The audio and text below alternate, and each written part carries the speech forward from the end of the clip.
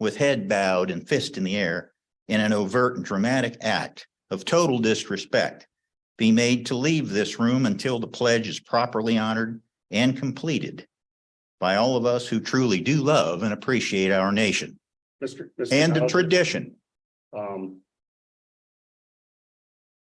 That what you're saying, I agree with 100%. Please save that for the board meeting and just let's concentrate now on this policy 109, if you will. That's fine. Then I'll reiterate these remarks at the proper time. Absolutely. Thank you, Chris. Thank you.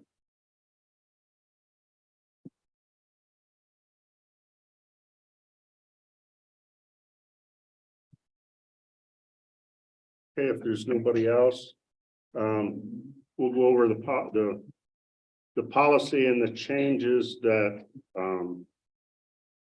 hopefully we can send to the board for approval.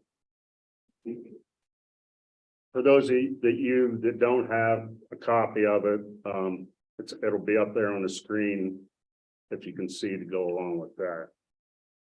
The purpose, the board shall provide instructional and evaluative materials to implement and support the districts and the schools' educational goals and academic standards. The definition, resource materials shall include reference books, supplementary titles, multimedia materials, maps, literary books, software, and instructional materials. The term, and this would be added, what's in green would be added to the policy.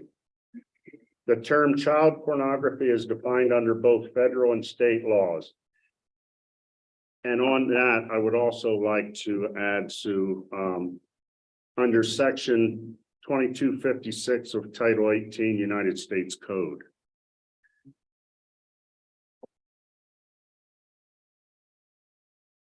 Under the term child pornography. You want a law reference? The law reference, Yeah. yes, That would be. which is section 2256 of Title 18. Yeah, so that'll be a combination of. It's one later on, you can see references. I didn't put them in yet up here. 8, 9, or 10 is what you're referencing, so I'll add. It'll be a number of references in the law Oh, okay, under legal. yes, So it'll be a yes, number of brackets. right.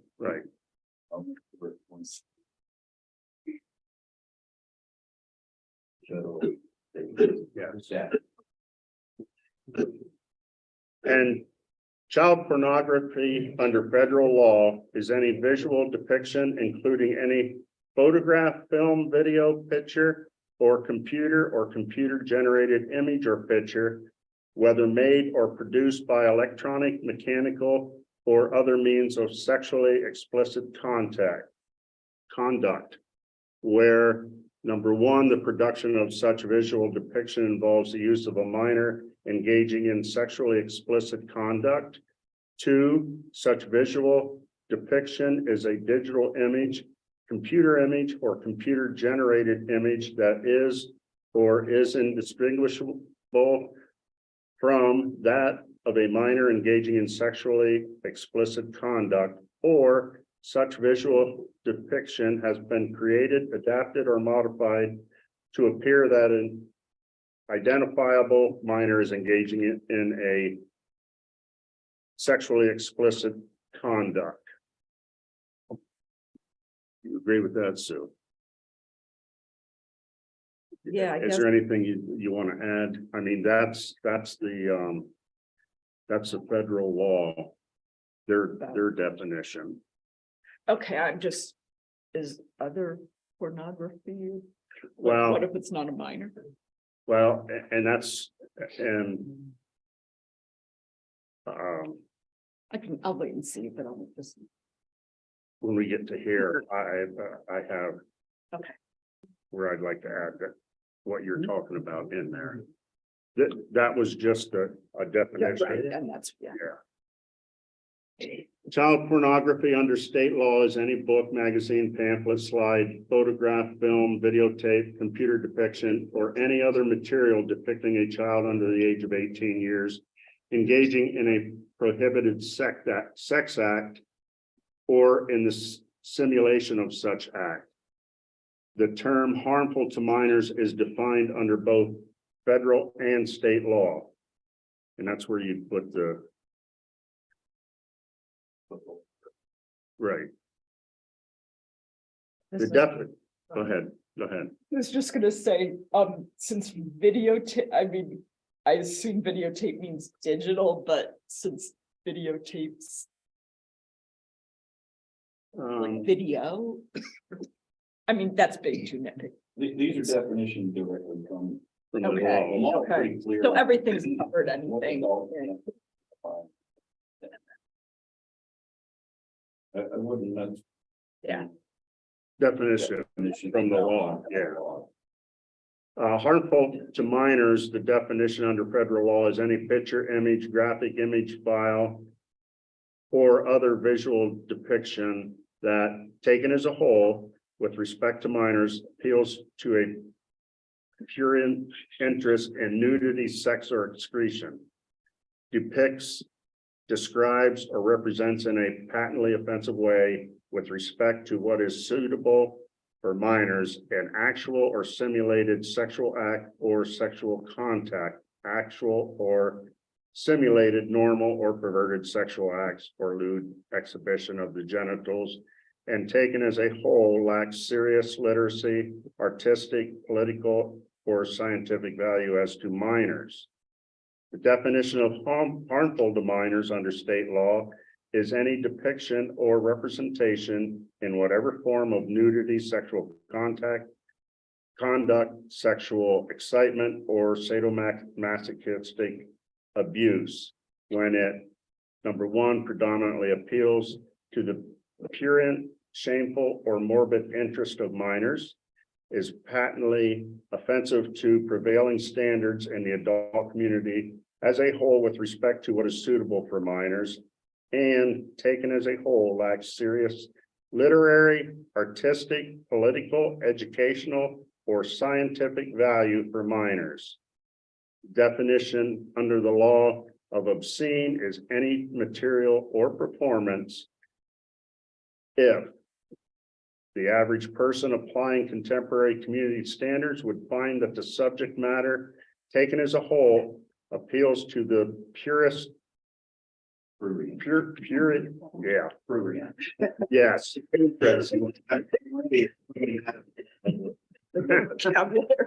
The subject matter depicts or describes in a patently offensive way sexual conduct described in the law to be obscene, and the subject matter taken as a whole lacks serious literary, artistic, political, educational, or scientific value. I agree with the way the law reads.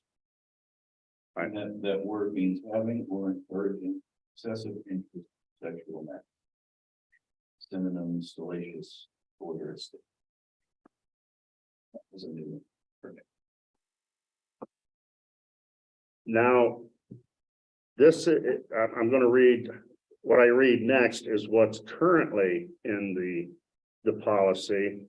Under delegation of responsibility, the superintendent, after consultation with the administration, librarians, and teaching staff, shall be responsible for the selection, recommendation, and maintenance of all resource materials. No adoption or change of materials shall be made without the superintendent's recommendation, except by a 2/3 vote of the board. And I would like to add, Sue, to that, the superintendent shall be responsible for ensuring that all staff adhere to this policy or face discipline / possible termination.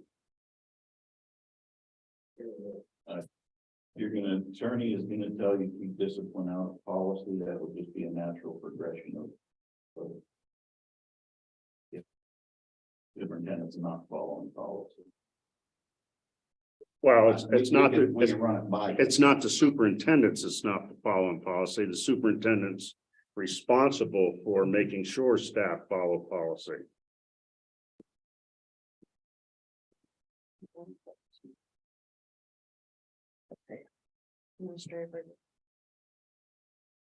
Oh, that it goes in, okay. Yeah. But, We can run it by. Yeah. like, would it have anything to do with what the teacher's contract? Yeah. that's You know what I more mean, like- info. That too, so it does leave that. Here, I'll hand it over and read off of Sue's, so you can get it wrote down. And I'm sorry.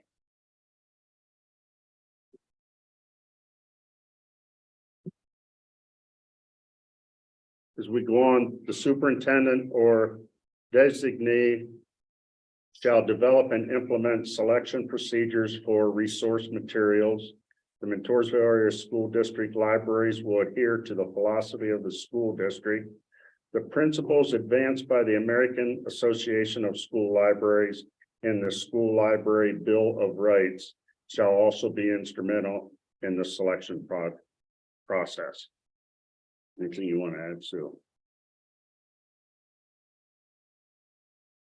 I guess the only thing I don't know if we get, it seems like that, I guess that's just determined by the board and the administration. Well, this is the law. This is the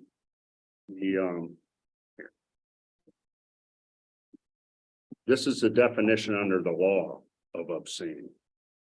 Right, but I guess, you know, a teacher, someone might feel like there was serious science value and someone might disagree, and then that would have to be hashed out.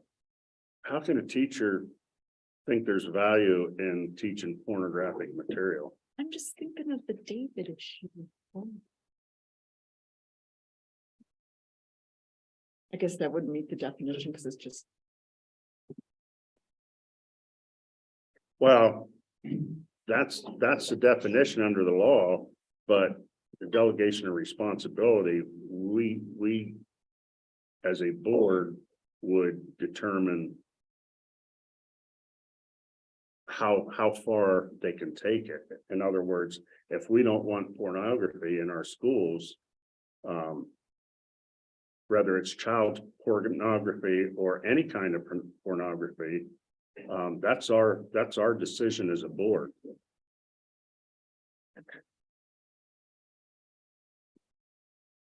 Well, there's a section on challenge materials. It wouldn't start and end with you.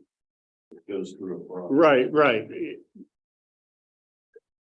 If there's pornography found in the school, it would go through the committee to determine if it is pornography, and then that's where we need the disciplinary action. If it's found to be pornography, if it's found that a teacher is teaching, and it doesn't even have to be a teacher, it could be The coach, any employee. exactly any employee. It's not singling out teachers, it's all staff members.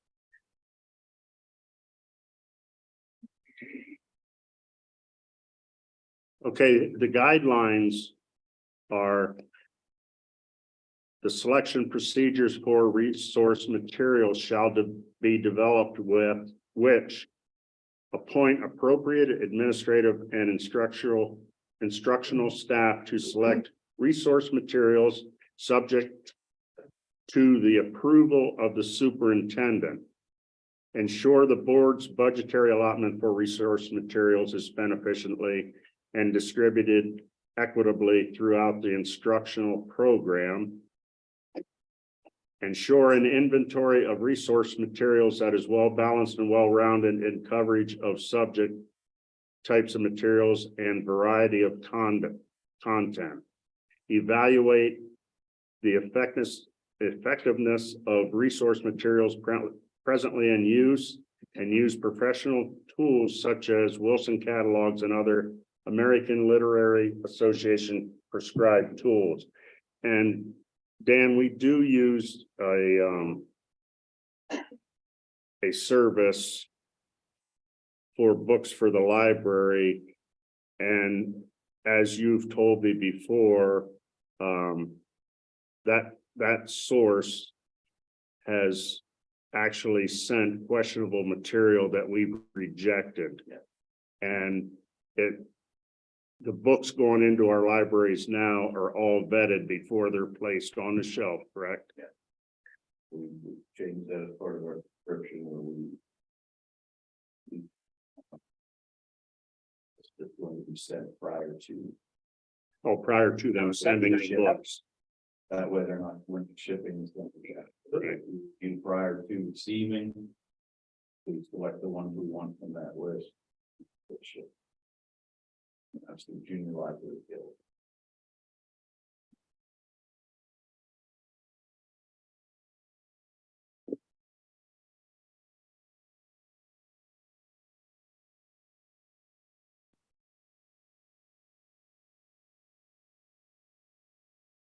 District staff to consult a variety of media sources before selections are made.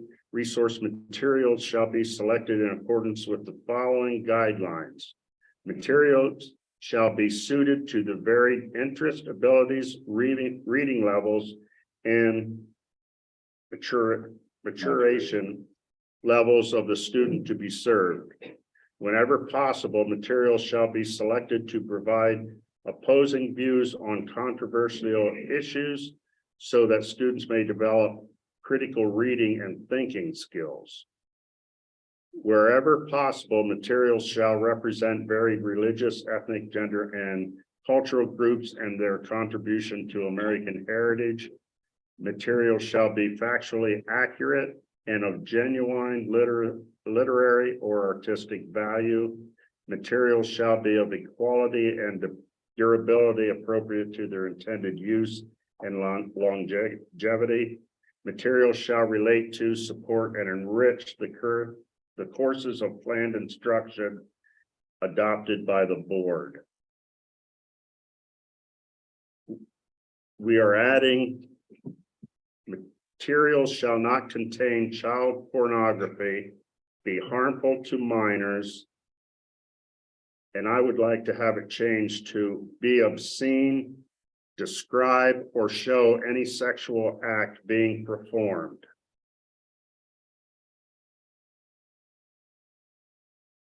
Would include adults, not just kids. Exactly. I don't feel that's covered under the definition of harmful to minors for I don't think it, Dan, I don't think it goes into enough detail.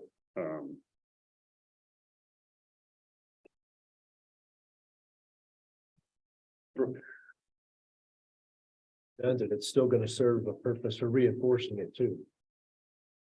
What about sex ed? I don't know.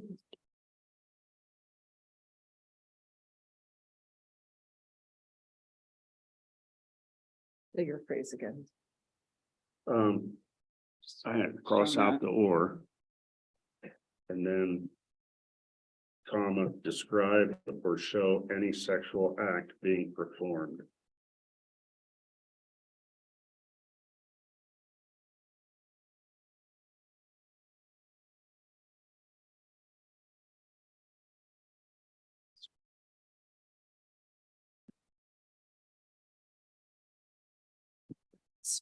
I'm trying to think of if there would be any literature again, I guess in sex ed, you could show the anatomy, but. Right. See, the reason why I felt a need to add that is because the majority of this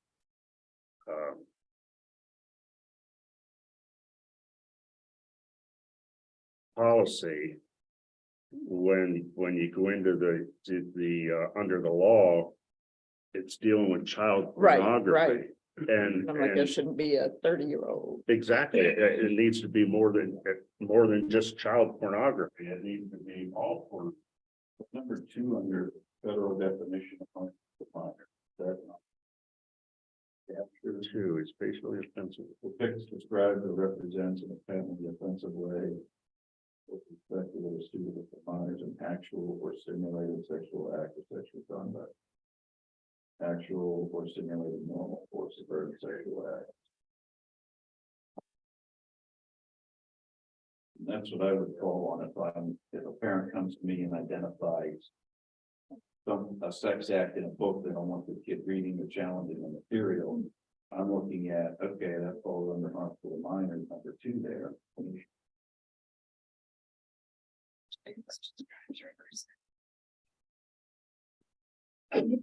Okay, Dan, So I agree with, I agree with If you, redundant, you can have it, but. but that covers it up here. Going through the process.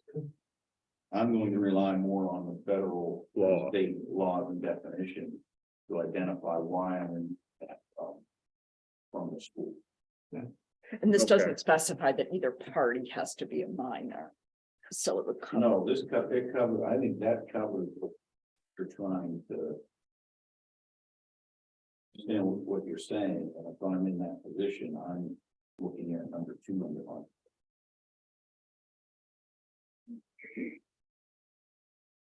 All right, Dan, I agree with you. Okay. They were just gonna Leave it, or be obscene. yes, Okay. yes. But then that number 7 points you back to the Mhm. definitions. That's why the definitions are there on the policy.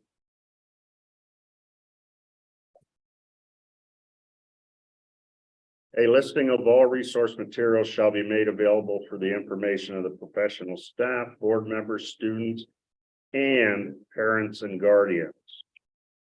The librarian shall encourage and accept gifts and memorials with the understanding that these materials must meet the same criteria. I'm having trouble concentrating and focusing to look at it. They had their time, the public comment. We can just limit the chatter a little so I can hear you better. Thank you, sorry to interrupt.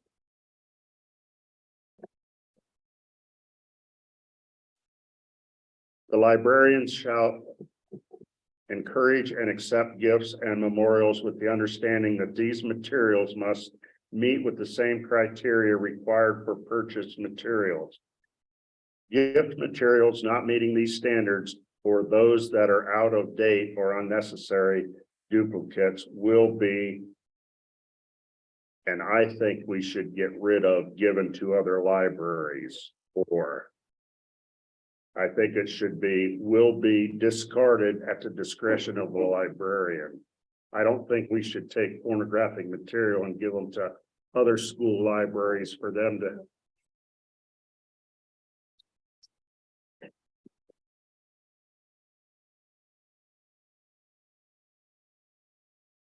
Do you agree? Yeah, we don't care to be in adult bookstore. Exactly, Right, exactly. right. Yeah, that's fine. Yeah. Yeah, right. Yeah.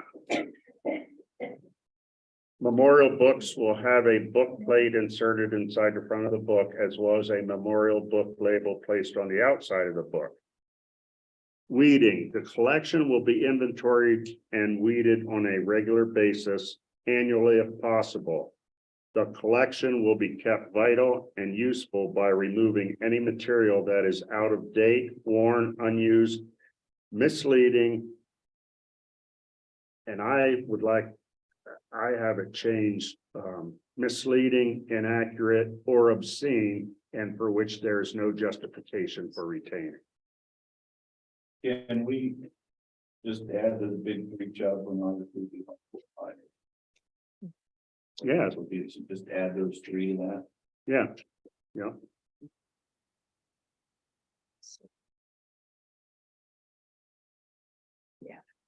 Yeah, because that would cover it all, yeah.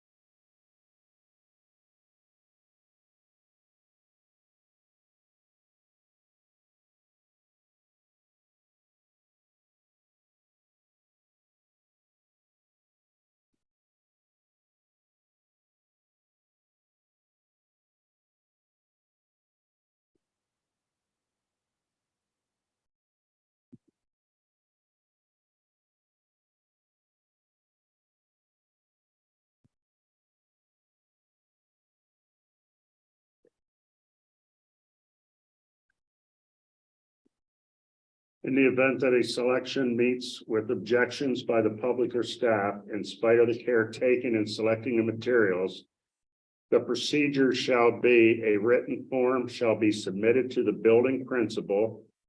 If the principal cannot resolve the issue, then she or he shall appoint a committee to review the challenge material and render a decision. The committee shall consist of the building principal, who would be the chairperson, curriculum coordinator, librarian, a faculty member whose teaching area relates to the material in question, and a resident of the school district who is not an employee of the district. This committee's decision may be appealed to the superintendent in writing. The superintendent's decision may be appealed to the school board in writing. During the time of debate, the challenged material shall be removed from circulation. And that would be until a determination is made. Could we specify how the resident of the school district is selected? I don't know why not. Like randomly, like anyone who's interested? Made part of the AR already. Okay. And It seems like it should be whatever, impartial on that stuff. Yeah, Right. and I know what you're saying, because I know of other committees that there's been in the past, when a community member was picked, it was handpicked, knowing what their position on the subject was. And Dan, you had nothing to do with it, so don't worry, don't sit there worried. So could we check the AR? yeah. There's yes, in one of the challenge. The other might be for how that. So we're in agreement that should be. Oh, absolutely, I'm in agreement.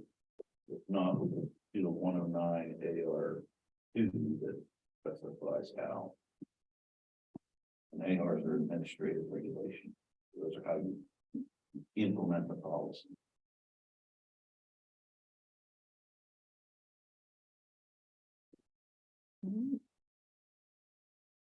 Is there any other changes that you or suggestions?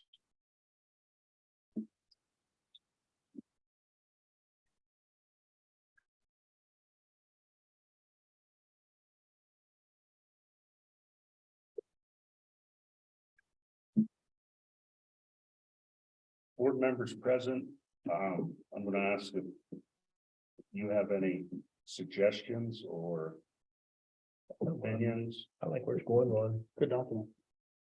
Gail? Nope, everything is fine. You good with it? That was brought, that was, if you're talking about the latest one, that was brought in without administration's knowledge. Right, but how do we become aware? Become aware of it because there was kids that went to the administration and made them aware. Even though I hadn't been checked.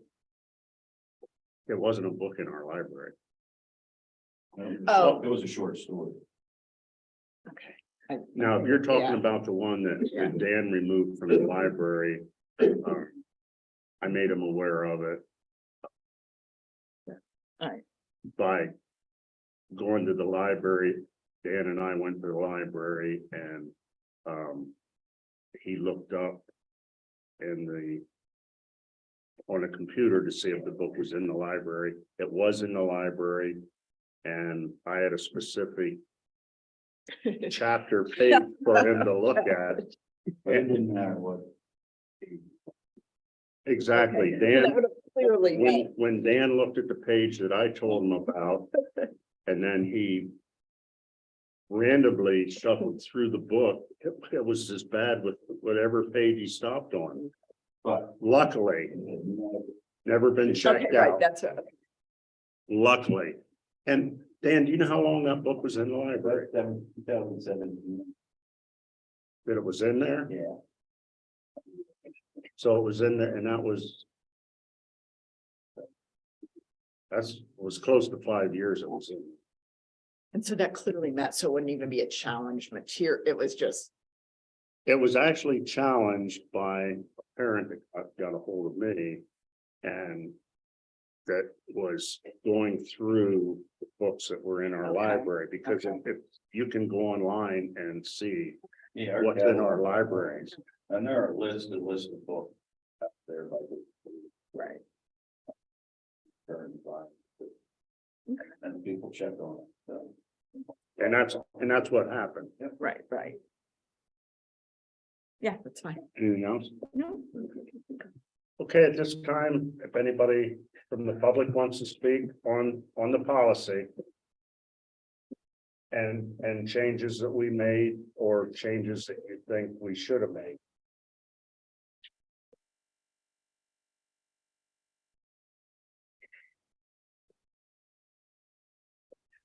Hi, I'm Tina McCloy. I live at 608 Arch Street. I want to thank you all for reviewing this policy and making the changes that have been recommended. I just want to make everyone aware, the board and audience, that the Supreme Court has deemed that child pornography and obscene material is not protected by the First Amendment and our freedom of speech. And so therefore, we are not banning a book. We are following our federal law and removing things from our libraries and from even course study required reading materials in accordance with federal law. So I want to thank you all for doing this.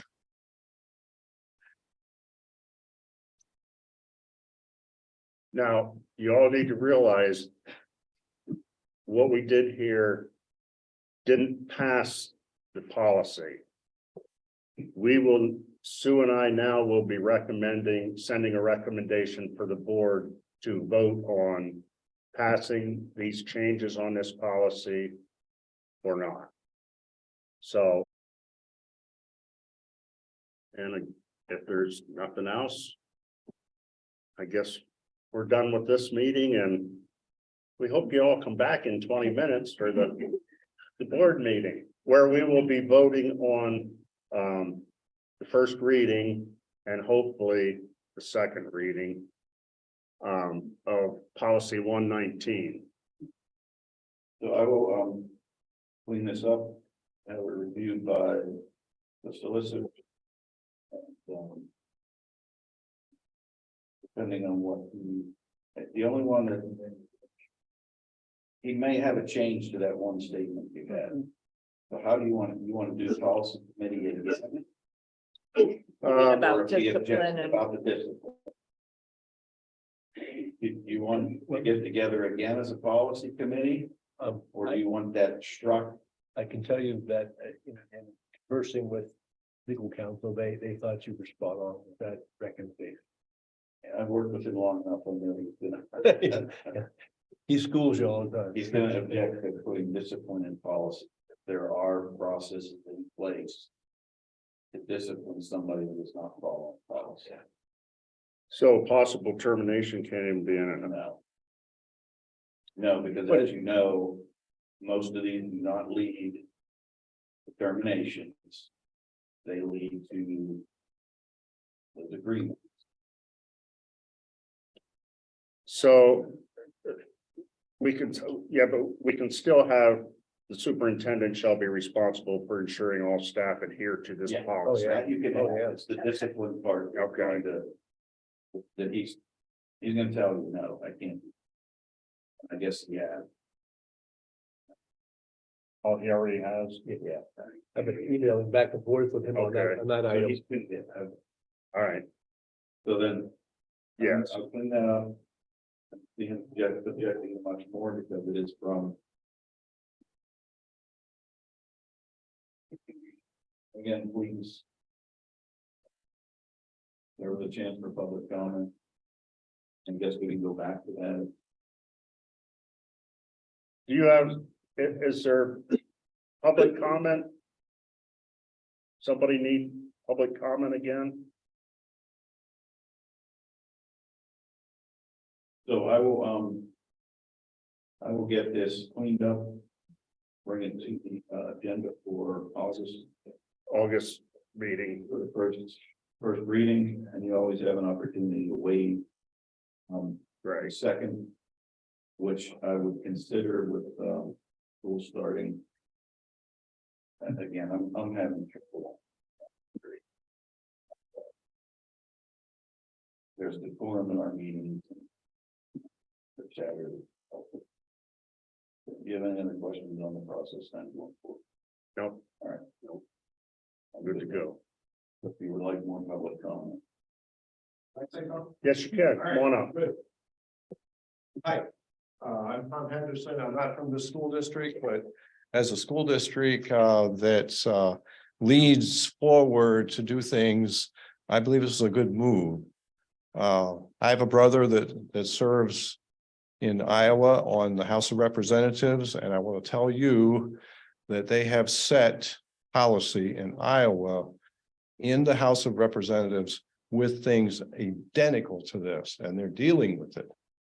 But if you don't get the policy in place, you're leaving it wide open for anything. And so I congratulate you on that. Thank you.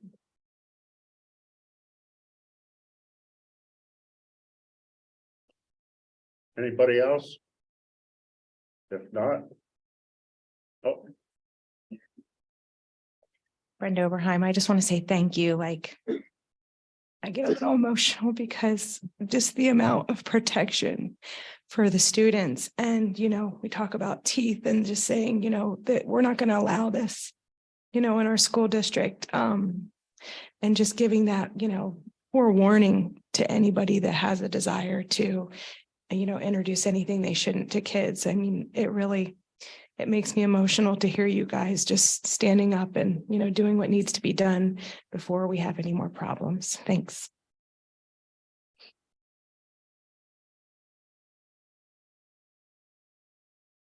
hey, if nobody else, I guess this meeting is adjourned.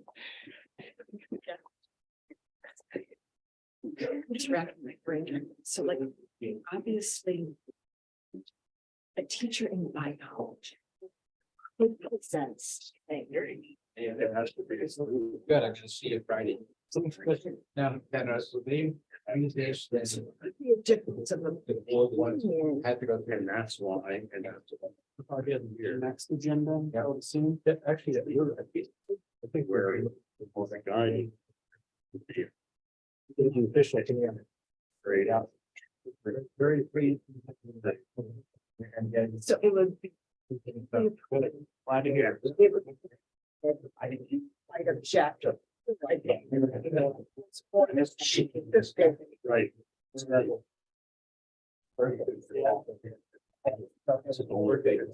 The second time. So there might. Be a difference. like that. About the band level, but Right. Whatever they say they do, $100 course, it's very, add 10% on it, they can. now. People really like the other thing. Start to us, so we go down. Because that way we make it extra 10 for you. Maybe their fathers and closing calling that. You did like. Back, I'm getting it. Okay, okay. Here, Okay.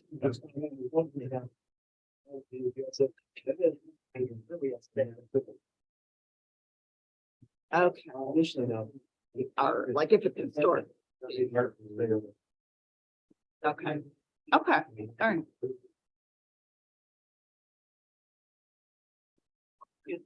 And it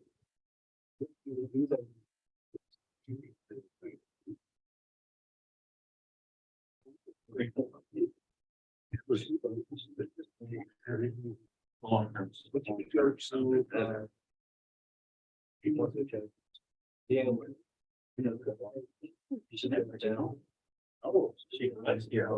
yeah. She was a sub.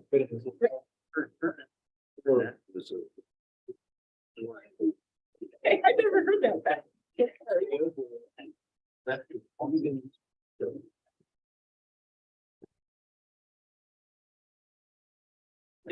Oh, okay. And Okay. the teacher would have been, she should have run it. She took it off.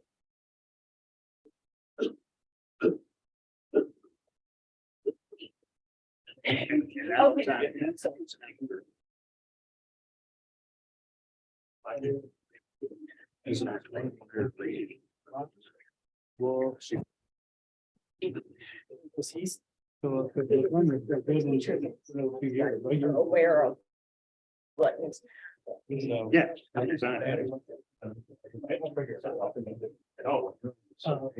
Awkward. Actions. I do there, hang there.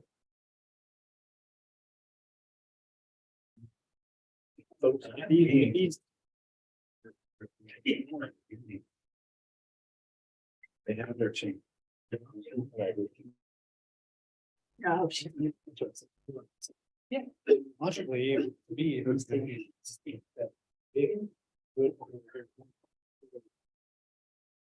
Too bad, what about you?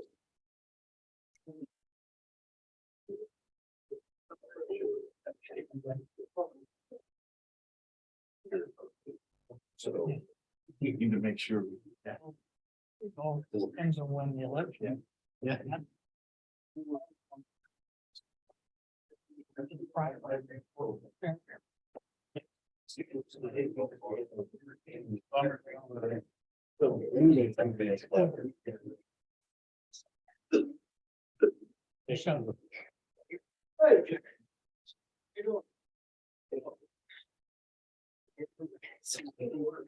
Oh, yeah. That. Oh, yeah. This year, it's for. For baby. All over.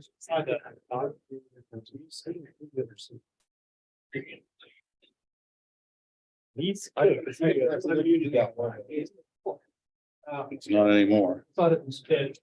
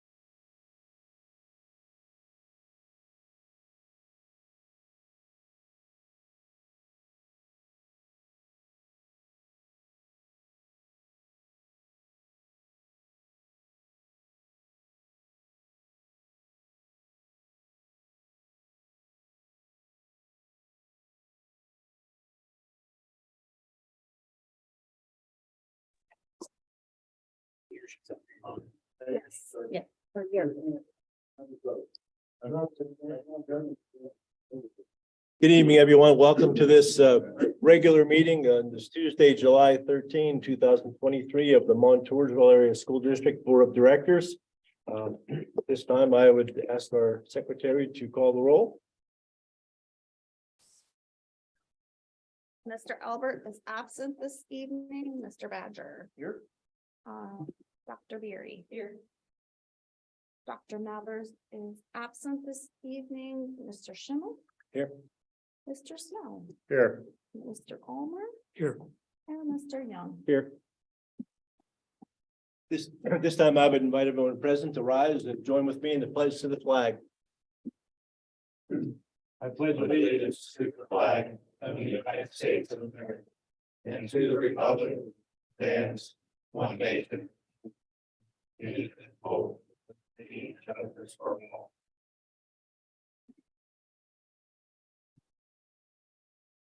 Board, at this time, I'm going to ask for the board to approve a couple of additions to the agenda items. They meet the act, I forget the act number, as far as being de minimis. There's no contracts being signed, no money being spent, but it pertains to adding an agenda item for the replacement director for Joe LaCrone. And then the second agenda item would be but actually this would precede the replacement, to accept the resignation of John Hausnack as from the school security position. And those would be, and I guess we'll put them in the personnel as the last items in the personnel section. So we would be adding a P3 as accepting the resignation of John Hausnack, and a P4 as the appointment of a replacement director for Joe LaCrone. So I'll entertain a motion to add those agenda items as P3 and P4. Move to approve. Second. Any questions on that? No? Okay, otherwise, all in favor, say aye. Aye. Opposed? Ayes have it. Okay, now we'll move on to recognitions. Let me make note too that prior to the meeting, prior to the policy committee even, we had a executive session for the safety and security report that is mandated by the state that be delivered to school boards annually, and it is to be conducted in an executive session basis. And then we had a very brief personnel matter. Okay, recognitions and presentations. Are we aware of any? Okay, all right then. Moving on, student representative, Joe's in the seat, but I know you're not him. So we'll move on past that now to, we have the reading of the minutes for the June 13 regular meeting. So I would entertain a motion for approval of the June 13 regular meeting minutes. Move to approve. Assume no corrections needed to that. So hearing none, all in favor, say aye. Aye. Opposed? Let's have it. Okay, move now to prior presentation, and we welcome our friend, Pastor Larry Leland from Faith United Methodist. I invite you to pray with me. God, we're coming to the end of a beautiful day, and yet there's still work to be done. We thank you for those who gather for the purpose of the school board meeting this evening, for the faculty and staff, for the administrators, for the school board members and the citizens gathered for the purpose of lifting up education, celebrating the successes and achievements of our students, and working together for the good of our communities. And we pray, oh God, that in the midst of this summer, that we would remember that while for many of our students, it is a time of joy and a time of recreation, time of refreshment and renewal, for others of our students, it's a difficult time. And we pray that your grace would move in the hearts of our community to care for those kids for whom summer vacation isn't all that fun. And we know that there's much work going on behind the scenes, preparing for a new school year. Pray your wisdom, your grace, and your direction for all who are a part of that. And we thank you for every gift, including the gift most importantly, in meetings like these of our children. We pray these things in Jesus' name. Amen. Okay, now we'll move to the public comments, first public comment section of the meeting, and we invite residents and taxpayers to comment on any matters of concern, any official action, any deliberation before the board. And members of the public should tell us who they are, where they live, and we'll provide a unpaused 3-minute time frame to speak to us. Richard Hauser, I am a property owner here at 500 North Washington Street here in the borough. Again, some of this may sound familiar to some of you already. Again, I do want to thank the board and of course the tenant committees involved with the good work that you're doing. And I certainly hope that it comes to a positive conclusion very shortly. I did have one suggestion, one thought here that I do want to go over regarding just the decorum to come to this meeting, because I believe that there is a responsibility for each person civilly to, when they engage in all of that we are given in this country, to have the respect for that which makes it possible. And the greatest symbol of that is our American flag.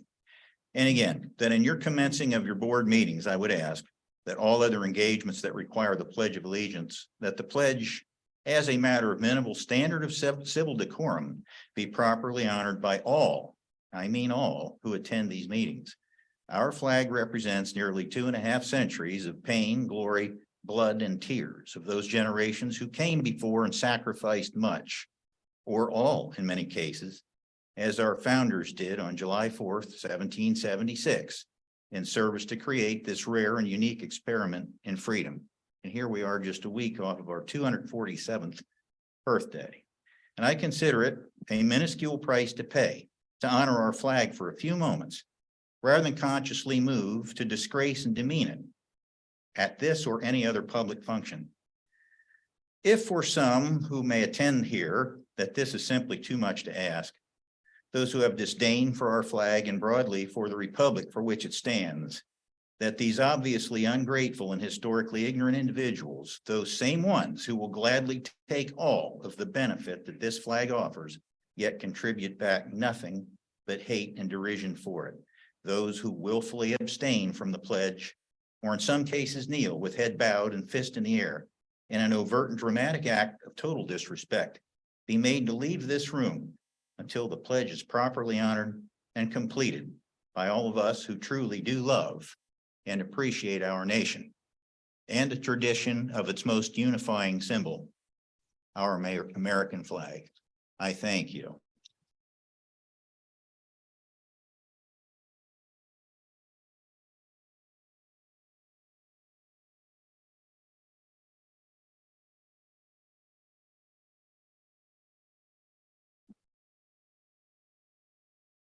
Matt Callahan, 113 North Arch Street, Montezuma.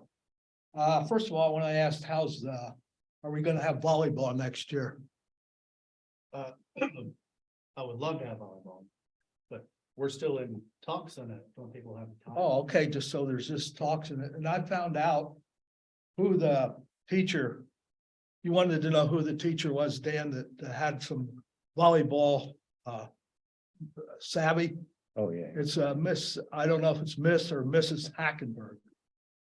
And I don't know her, and but I mean, she must she's a phys ed teacher, so she must have some stuff on it. And then I would like to ask, we had 4 state champs in track relay team. I'd like to see them honored before the first home football game, which is on Labor Day weekend. So if they're away at college, they could possibly be home. This could be before or at halftime.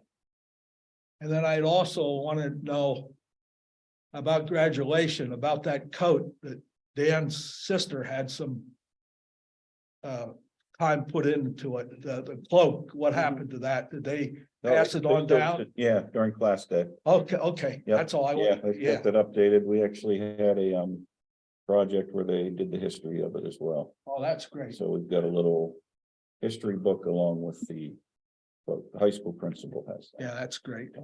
And then I got this thing, I don't know if I could have gotten into the school. We got some of these runoff for the different school board members or not, but it's, and I don't know if you all heard it. I mean, our paper didn't have it, but the Patriot had it.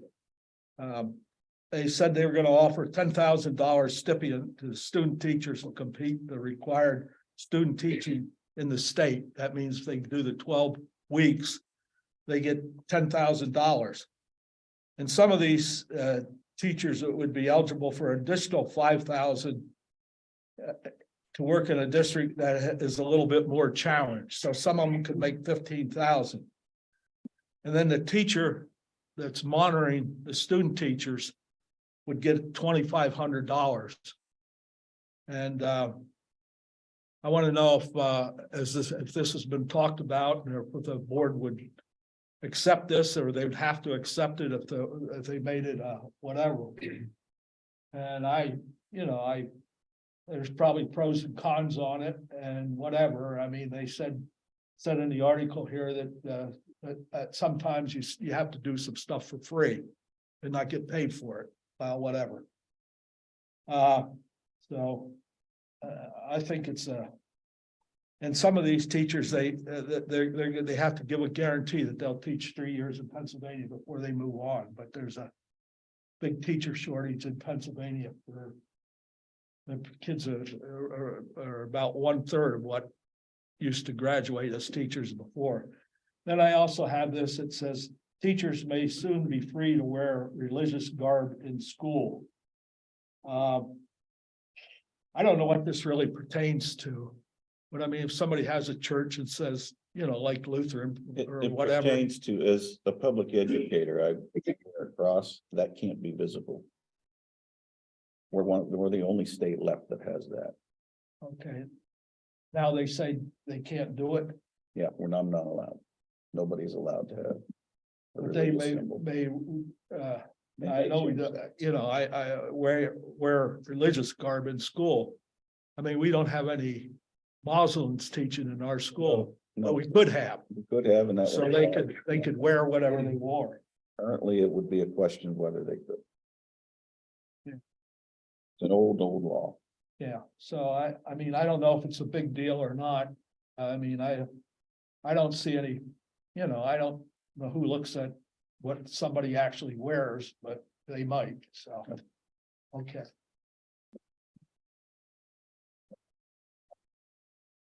And that's something that can't be changed at school level. No, that's law. That's school code.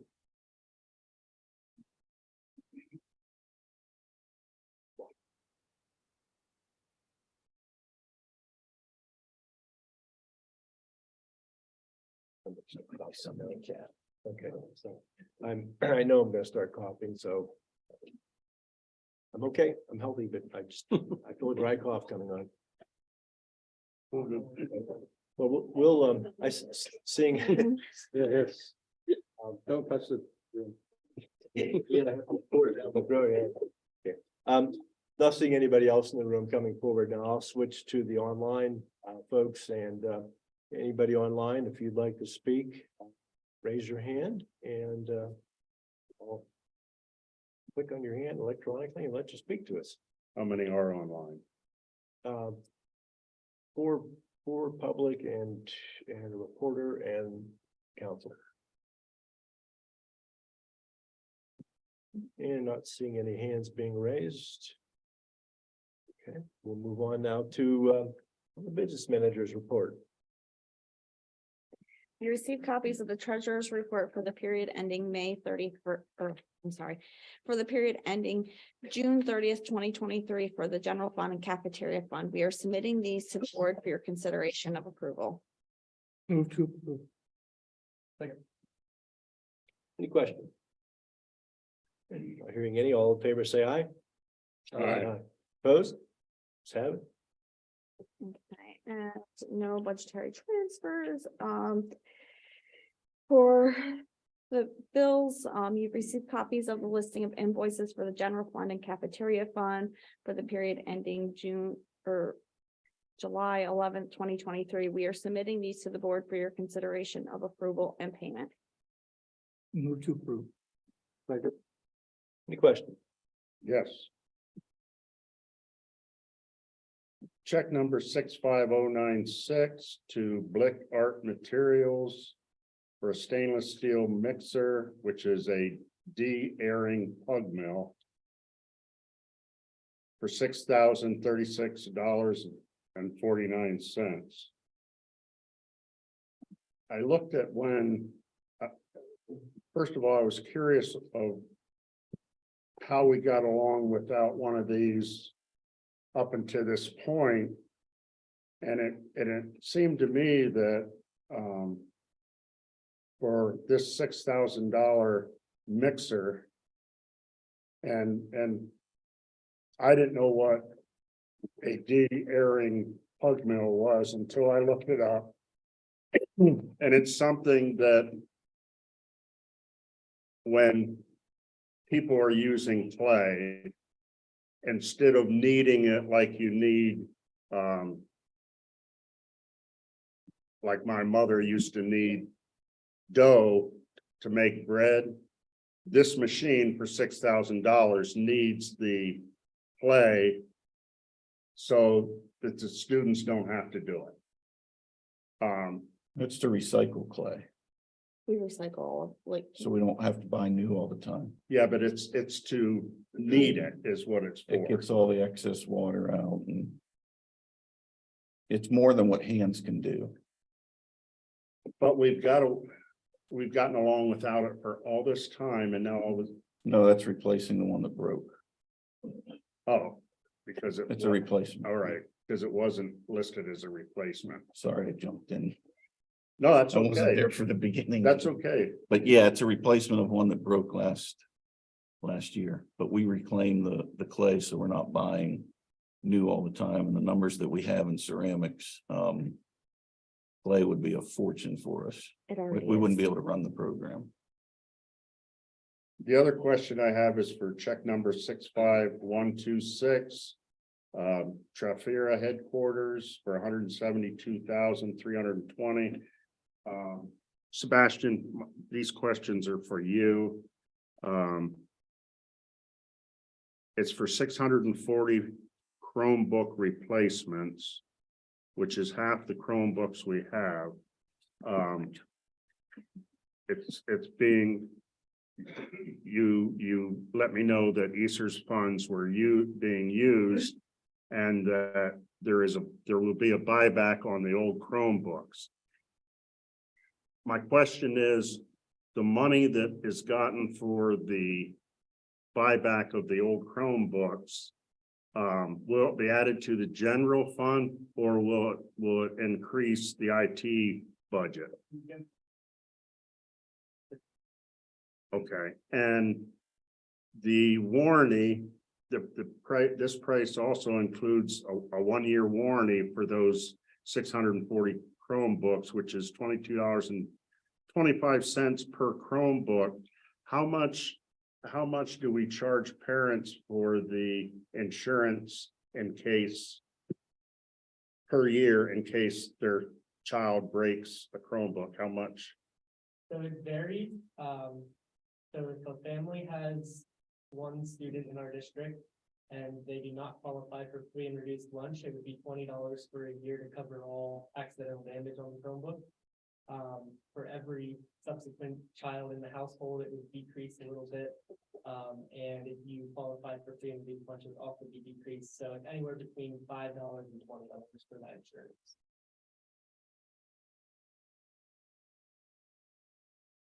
And after a year, the warranty's gone, correct? So it depends on the device. These particular Chromebooks, we purchased 1 year with ESSER funds, and we actually purchased 3 years out of budget. So you'll see that check probably coming next meeting or whatever it is. So these Chromebooks will have 4 years. We are considering phasing out that warranty and doing more in-house repairs, which is why I also said we're going to be keeping some Right. of the old Chromebooks for parts and trying to bring more of it in-house and do more of the repairs ourselves. And what is the life expectancy on the Chromebooks? On average, I believe it's 6 years from the time that a brand new model is released. It has 6 years of support from Google. So this particular model that we're replacing, like I said, is the end of life is May of 2025. So this year we'll be getting rid of half of them so that we can get rid of the second half next year. To make sure that we have all of them fully out by the time that date hits. Once that date hits, the device will no longer receive updates from Google. And we've hit issues in the past, once it passes that date. One example is even prior to us going one-to-one, we had devices that went past that date and we were not able to do state on the device. And my last question is, how much is the district's staff, teachers utilizing the Chromebooks for the students? And I guess the principals can answer that. Are we getting our money's worth out of the Chromebooks? Is what I want to know. Are we utilizing them to their fullest capability? I simply say prior to pandemic, I would say it would have been a struggle. It takes a practice. It's not gonna replace the struggle.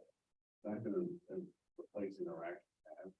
But we use it as a tool. It doesn't replace instruction, but it is a tool that teaching kids how to use it as a resource, not to replace the books we interacting with one another, discussing things in class, writing, say, we're not replacing that, but it's definitely a resource for their use every day.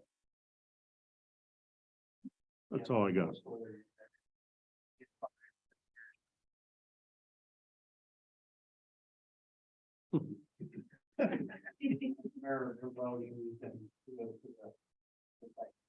That's why they only offer the 1-year warranty on it.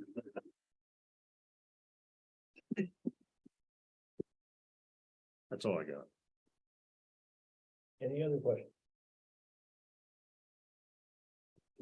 Roll call vote on that. Mr. Badger. Yes. Dr. Berry, Yes. Mr. Schimmel, Yes. Mr. Snell, Yes. Mr. Ulmer, Yes. Mr. Young. Yes. We'll move on now to the superintendent's report. And by way of that, we'll go around the room. See what the administration has for us. Cleaning up this year's files and resources and things, get ready for next year. I did share, Mr. Chairman, we had our, nothing official from the state yet. We have our federal programs audit. We're monitoring them. You know, and as I can see the report, you know, they haven't given me the official report. I can kind of look ahead. No major findings, minor stuff. Just little things they want us to, how we correct, how we document a meeting, this or that, but no major findings fiscally or. Same here, the council, Sal and I are just working on schedules for next year. I did maintenance of the building department. So. Mr. Boyd? Building roster, getting ready for next year, schedule, and kind of plug away at that, because the teachers are start wondering what their schedules are here soon, so just trying to get going on that. Yeah, there are 2 positions yet that we are looking at hiring for special education. So those positions have been advertised, and we're going to be looking through applications for that, and then setting up and scheduling interviews. And then the other thing that I just wanted to note is that today was day 2 for our new secretary, Shauna Knapp. And she has been just doing a great job starting off. And she's been really learning the job. I've spent the last 2 days with her, and she's been learning very, very quickly. So I'm very glad to have her on board with us. Mrs. Albert, I don't know. I'll just echo everyone else, but it's just being ready for the 22-24 season. Hey, Mr. Termina. We're closing out the 22-23 year and getting ready for the 23-24. So I was around at the buildings today. I checked out the STEM labs. They're progressing at the 2 elementary schools. Thanks, Joe and his staff, for getting those painted. You referred to them as something I forget. Yeah, I'm excited for the kids and the experience they're gonna have. It's almost gonna be children's museum like in those two rooms. For them, and it's gonna be an equal experience for both the Valley and Lighter Elementary. So excited about that. We're getting ready to doing a lot of planning for new teachers coming in. We are at this point, as far as faculty, fully staffed, but as I know from years of experience, there will be an August surprise or two. And we'll probably have to go searching for, hopefully not, but we'll see. But that's all I really have. It's busy in the summer, but not much to report in the summer. So. Okay, well, with that, then we'll move on now to the agenda items and looking at the general items, I was gonna do G1 and G2 separately. Looking at the balance of G3 through G11. I was going to group them, but if the board would like to separate anything on G1 through G11, other than what I've separated, take a peek at that, let me know.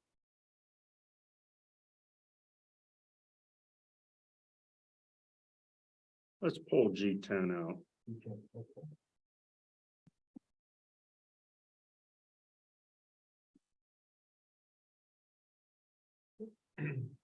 If there's nothing else, then we'll be doing G1, that's something, G2, then we'll do G3 through G11 less G10.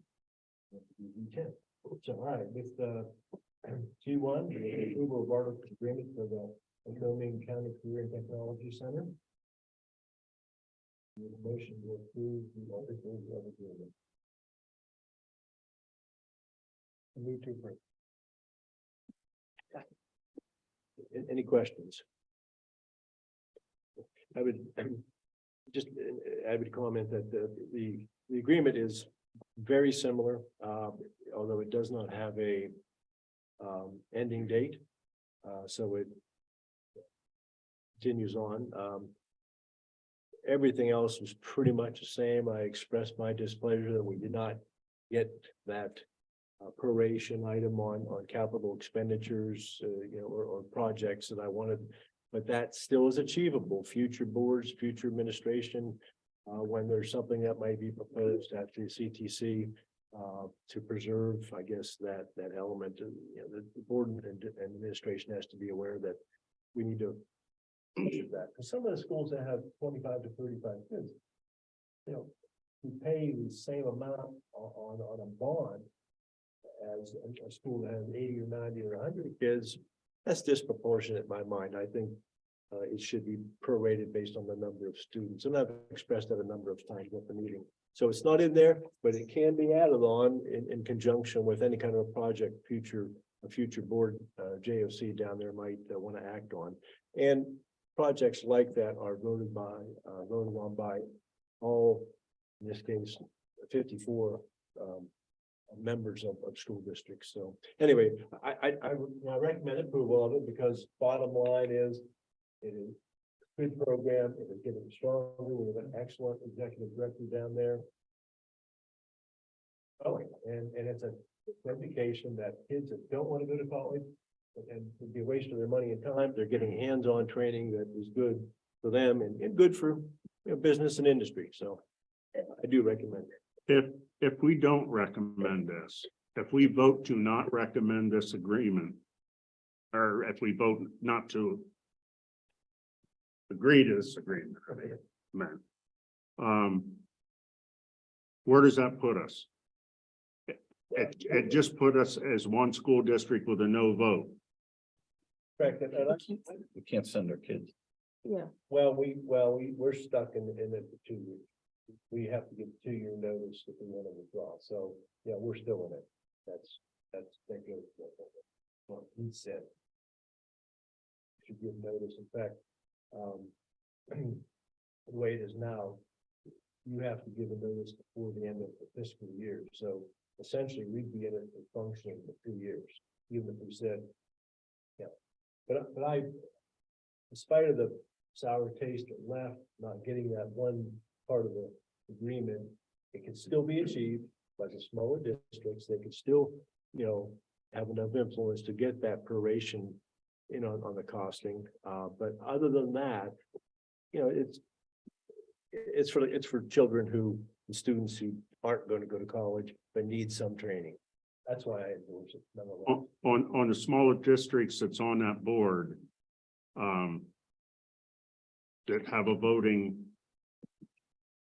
say on that board, is there more larger districts, the reason why that are going to benefit with this agreement more so than a smaller district like us that doesn't send as many? Well, we have 3 smaller and 2 large. So you got to, I think it just wasn't put in there because no one wanted to deal with it. I don't know what else to say. It just, That's a heck of a reason. but the good news is it still can be achieved if a project comes up by, again, 54 directors voting on a construction project, and so those smaller ones could have enough sway to affect that proration. So, anyway, that's thoughts on that. So, let me check, because I think we had the individual on that. We'll do that anyway. Yeah, we'll do a roll call anyway. Mr. Badger. Yeah. Dr. Berry. Yeah. Mr. Schimmel, Yes. Mr. Snow. Yes, only because I don't want our kids to be left out. Mr. Omer, Yes. Mr. Young. By the way, they didn't even need our votes for it to pass. I didn't want to tell you that. I didn't want to bias you, but it had already passed. As you know, we had to have this by the end of last month. So, for reasons I explained to you all, we're basically about a month late on voting. So, okay. G2, approval of the 1-year extension with the borough for the school resource officer. Move to approve. Second. Any questions? Do you know what go ahead. Do we know what the cost will be this year?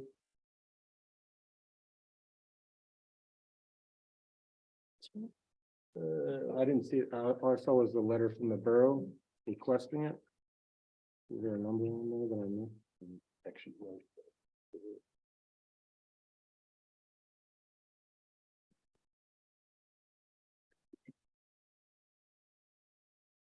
I think it was just the letter, Brandy. I don't. She didn't put the other page on. Maybe, It could be wrong. I thought I saw it, but it might have been All right. Maybe some of the- something else. It usually goes up a couple $1,000. I don't remember right off.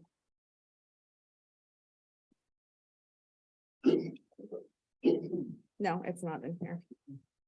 So basically, it's based off their contractual obligation to the officers, whatever pay Yeah. raise they get for the Yeah, upcoming it's- year. Their costs, it's what their costs are. It's 39.52. Yeah, it's just their cost. It's not giving them anything extra. So the same amount as last year, only with the salary increase, whatever that. And would the be. benefit, yeah. And the benefit, whatever the Increase. benefit cost is. I just want to say that, and I've said it before, we have hired armed security for every building. I don't think, my opinion, I don't think we need a school resource officer anymore because we have a school resource officer that we hired for each building, and which we call armed security. We kept Officer Storms on because he had a good rapport with the students. Now our armed security people have a good rapport with the students. If there is an arrest that has to be made, borough is right over there and state police are right over there. And we have armed security to take care of the problem until they get here, which is a short period of time. So I'm gonna say it again. I'm against keeping this position. And if you look on G3, at the cost of insurance going up, we need to save wherever we can, as long as it doesn't affect the security of our students. And not having Officer Storms here would not affect the security of our students. That's all I got to say. Well, being part of the committee that hired the armed security, Ron, one of the things that you have to differentiate between a police officer and armed security, all right, is the investigative aspect and the interview and the trust factor that's established by an SRO versus armed security. So the SRO will be out investigating, he'll be interviewing kids, he'll be talking to parents, where the armed security is away from that. Okay, you give the trust factor to the armed security, you give the investigative portion to the actual police officer. Armed security, as far as the rules of criminal procedure for detaining and stopping some actions that occur within the district, in the building as a crime, we would leave ourselves very open more from a liability standpoint if we had them doing that versus Officer Storms in the building when something happened. So the differentiation between the two, and we kept it that way on purpose, was because we had an SRO. And we wanted to keep that relationship with the SRO and the police department versus.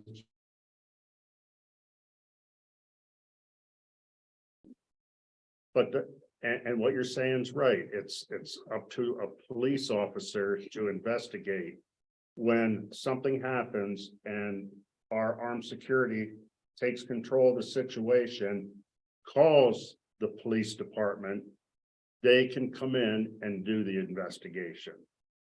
They don't have to be employed by our district at an expense when the same end result is going to happen. You're going to have the police come in, they're going to do an investigation.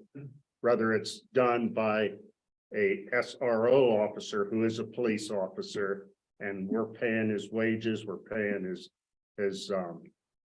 benefits, we're paying for a cruiser. It's 3/4 of the cost of everything when you get the same results by our armed security taking control of the situation and calling the police department to come and do their investigation. The end result's the same. You know, the way you get there is completely different. And that is what it's all about, is how you get to that point. There is so much in between there that I can't begin to explain what the difference between a police officer and a non-police officer. The armed security just became a witness. Okay, so they're gonna have the same court requirements that the SRO is gonna have. You're not gonna have to have the armed security guard going to the DA's office to meet with the officer and tell the DA what happened in the incident. Also, you have the fact that if we don't have an SRO, number one, from a standpoint of a relationship with the kids is very strong. If we don't have one, they don't have to, that's one officer off the road, Montoursville's gonna take off the road because they don't have to have that officer. Okay, so that means if they're at Walmart with 4 shoplifters and all craziness is breaking out there, and we have an incident here, they just can't leave there and come here. They're here. There's no guarantee anybody from the state police is gonna be in that building at any certain time. Well, there's no guarantee that our SRO officer isn't going to be called to go to Walmart That's correct. because we have no control over what the SRO So officer I does. respectfully disagree with you, given the nature of what the two positions are. Well, we're paying for him during the school year, so he does our bidding first. And, No, it's up to the chief, the Montoursville Borough Chief to tell him what to do. We have no control over what he does at all. It's And that's- very rare that he is called out of here on a call outside of. But I'm saying, There are times it happens. yes. And we have no control over it, and that's coming right from the chief's mouth, because I had a conversation with him before that we have no control over what the SRO officer does. Yeah, we don't do his evaluations or anything like that. He's bound contractually by the borough. Right, right. Well, okay, granted what you're saying then, Ron, but nonetheless, functionally, he has been ours. He, 90, well over 90% of the times, it's been ours and doing our work for us. I know firsthand, I've seen some things that the SRO has done, and he has great relationships with students. He has inside information, because he's around the kids all the time, that if we bring an officer in from the outside who isn't in these buildings, his evaluation and investigation times are gonna be so expanded, because he doesn't know the kids firsthand. Our SRO does know these kids, But Dave, now we have our armed security that have that but they don't do. relationship with the kids. True, but they don't do investigation. They can't do the full-blown investigation to take it to the DA if some kind of charge is gonna be brought or whatever, so. The dynamic of discipline changes without that piece of what he provides. The state police aren't coming over here for a fight. They're just not. They're gonna say that's up to the borough to take care of. Oh, And it's the borough's jurisdiction, and they're not gonna leave Walmart to come down here for a kid fight. With Mark there, fight happens, we're talking disorderly conduct, we're talking harassment. Those conversations happen right away rather than weeks after the event. So he is a valuable resource to the administrators in the district in terms of discipline and basically keeping law and order in the schools. So he's extremely valuable to what we do in the schools. And he has the arresting powers. Which is another reason we designed what we designed with the armed guards. We kept the arresting powers with the SRO. That was the model we went with. So I respect what you're saying, but the value that that SRO has to us is invaluable.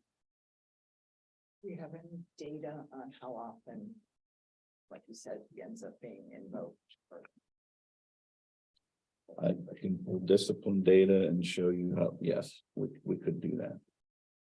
how many, Now I can't, but Right. how many arrests has he made of our students?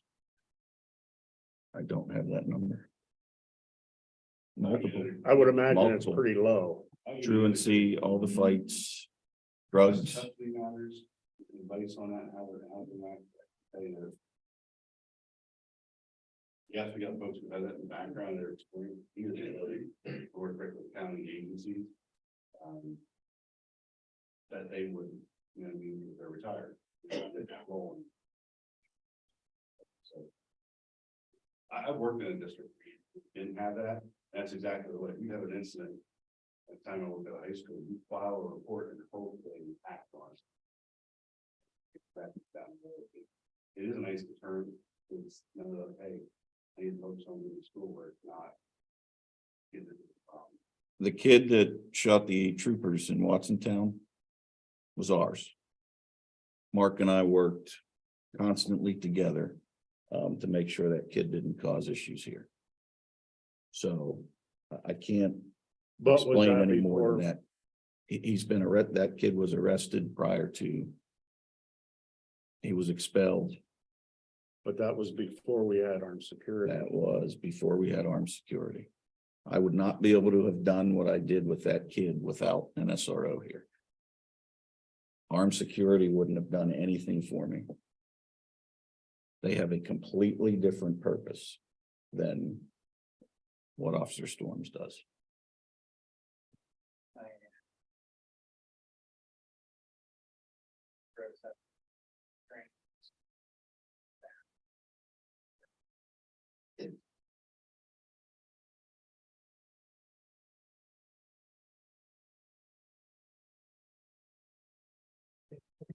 Aired that very well, very nicely, so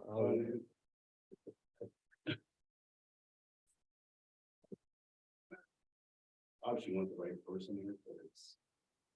We're not have to be ripped up or something.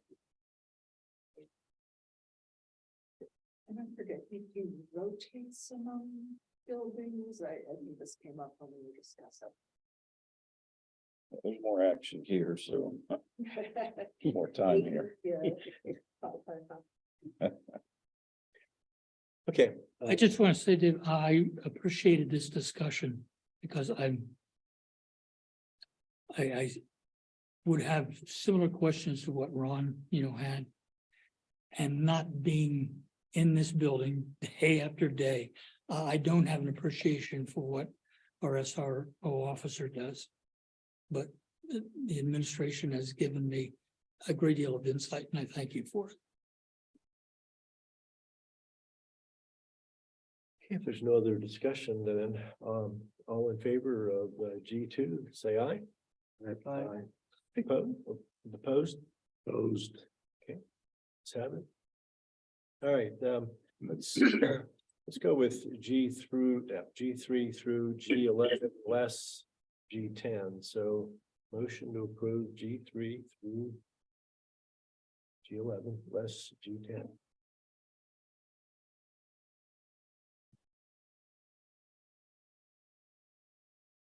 We have a motion. Do we have a second? Second. Any questions on any items? The only question I have, Brandy, I think this is the first time that I've seen it. Request for use of facility, a category 1. What is a category 1? Free. It's our kids. Takes place during the day. And one evening, I believe. So it's where the other school districts come in.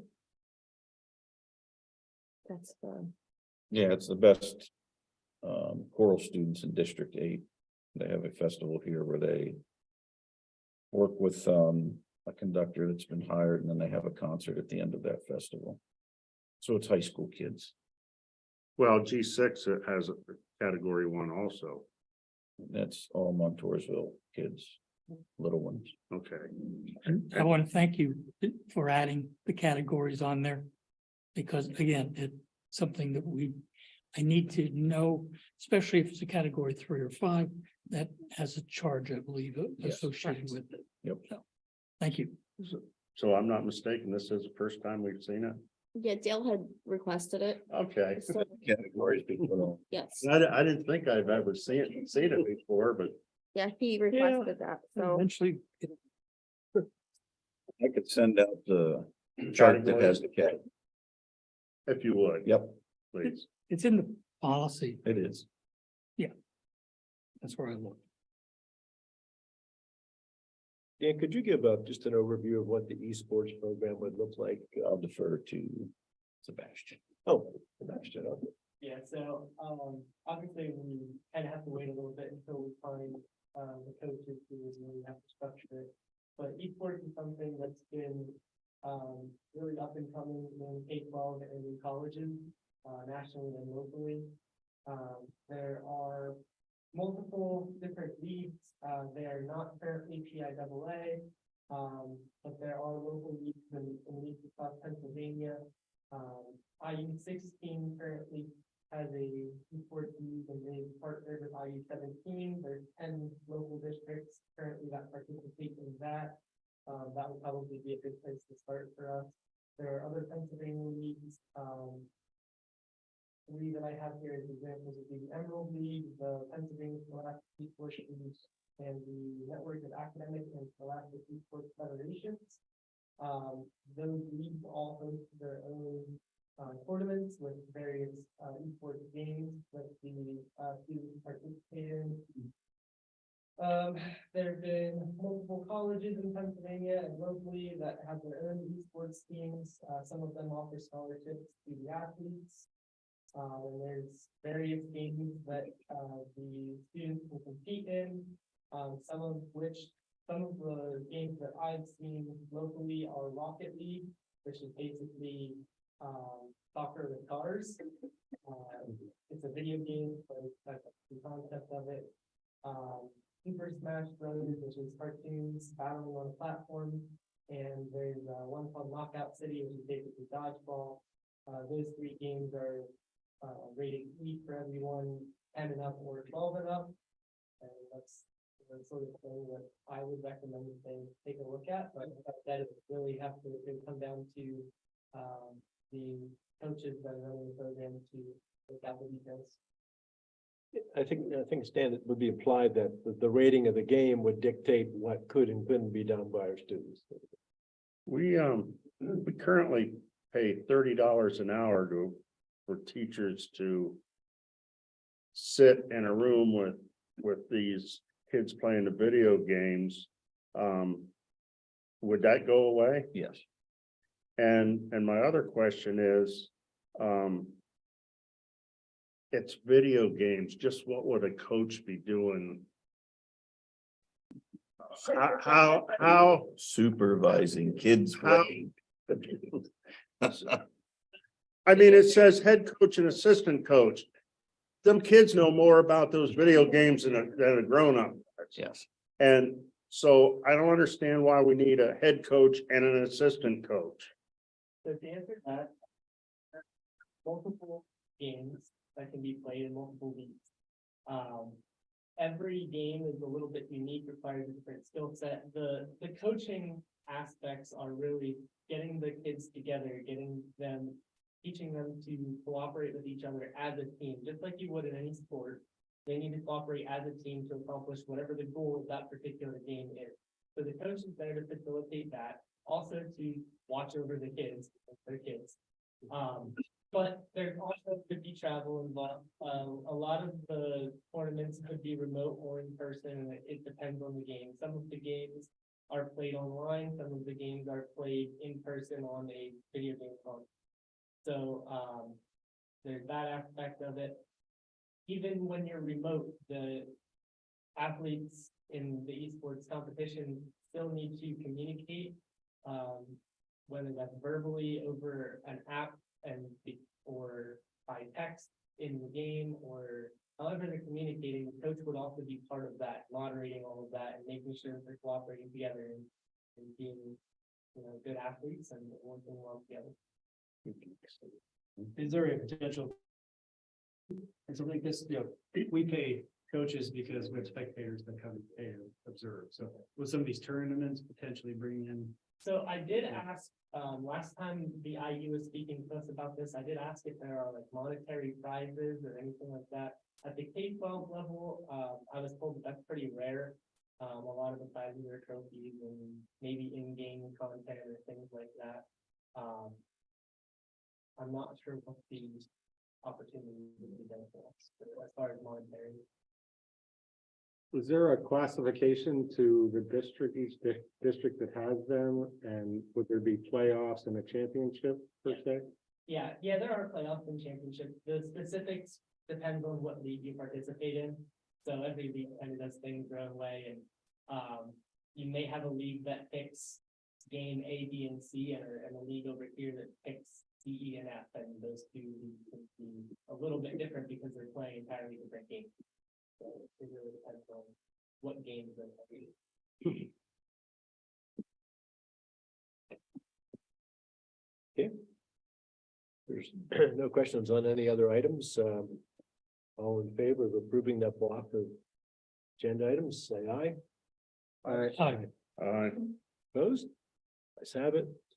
Okay, move on now to G10 and approval to replace the doors at Leiter Elementary and Loyal South Valley.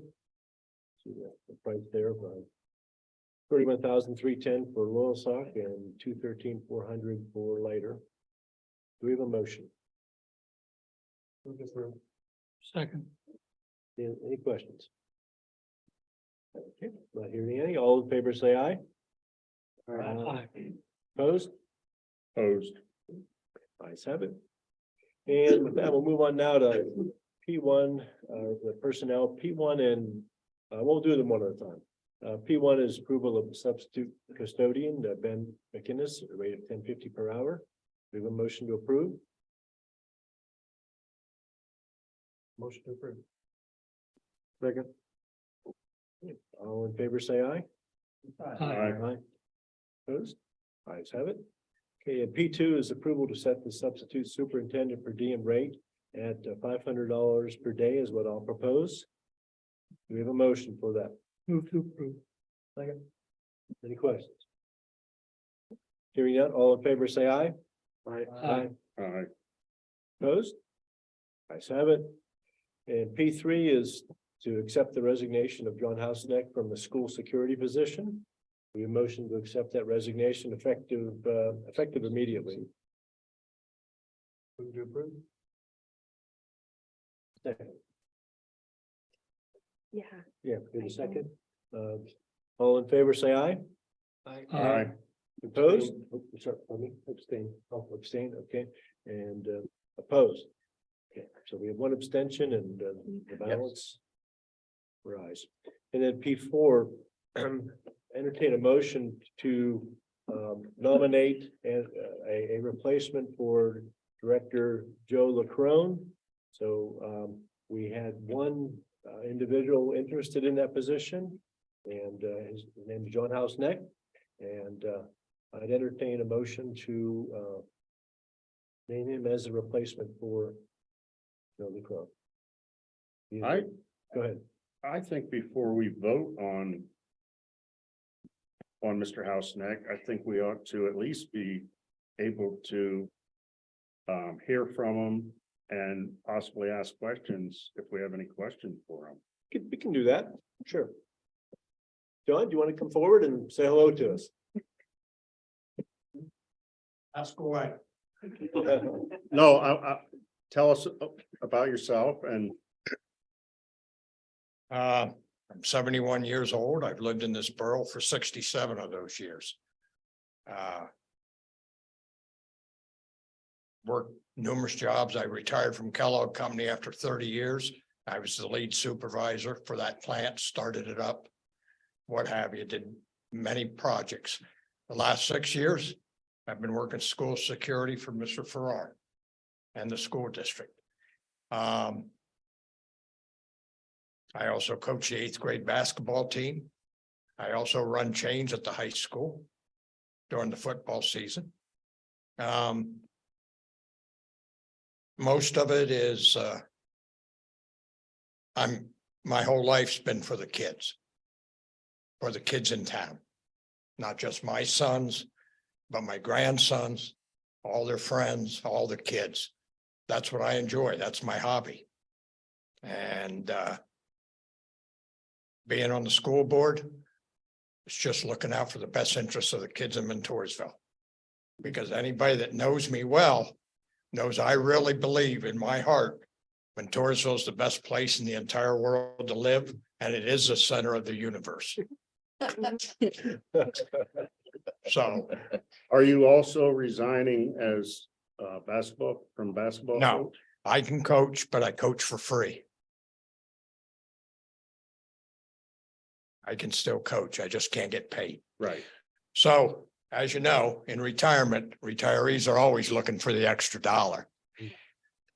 I'm giving up $13,000 extra a year to go for this position.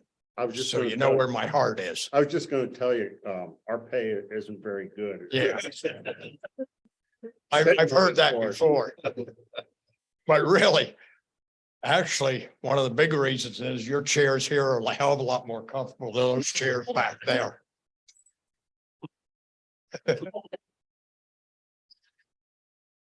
Oh, okay.